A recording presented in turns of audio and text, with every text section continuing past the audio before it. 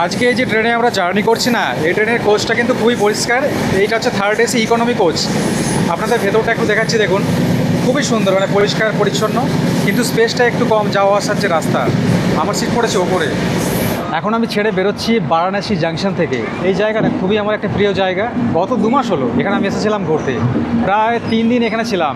আর সেই যে দিন ছিল একদম মানে মনে রাখার মতো। সারা দিন মানে ঝমঝম বৃষ্টি চলছে, একদম সকাল থেকে সন্ধে পর্যন্ত। মানে যতক্ষণ এখানে ছিলাম না, 3 দিনের মধ্যে 2 দিন এখানে তো বেরোতেই পারিনি। মানে হোটেলের মধ্যে সারাদিন ঘুমোচ্ছি, আর সন্ধেবেলায় একবার বেরিয়েছিলাম গঙ্গা আরতি দেখার জন্য। তো এটাই হচ্ছে স্মৃতি যেটা মনে আছে। আর প্রত্যেকটা ঘাটের মধ্যে মারাত্মক লেভেলের কাদা, মানে 1 কোমর কাদা। যেহেতু শীতের সকাল, বেশ ঠান্ডা ভালোই রয়েছে। আপনারা যদি বারাণসী কখনো এই অমৃতসর মেলে করে ঘুরতে আসেন, তাহলে বলবো অপশানটা কিন্তু খুব একটা খারাপ না। কারণ সকাল 9টা-15 আশেপাশে পৌঁছে দেবে বারাণসী জাংশনে।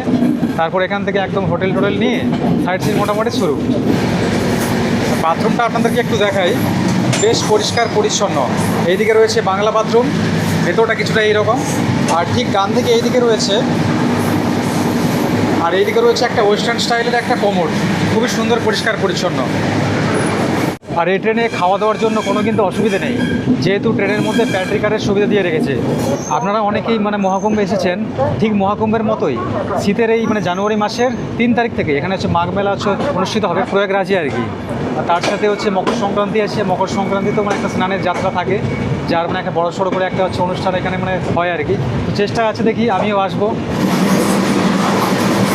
এত স্পিড দেখেছেন তো। এই ট্রেনটা ছেড়ে যায় হাওড়া স্টেশন থেকে প্রায় সপ্তাহে প্রতিদিন। আমরা আজকে যাচ্ছি এই ট্রেনে করে আম্বালা কান্ড পর্যন্ত। স্পিড টেস্টের জন্য আপনাদের ট্রেনের বাইরের ফুটেজটা একটু দেখাচ্ছি, দেখুন পুরো ঝড়ের গতিতে ছুটছে।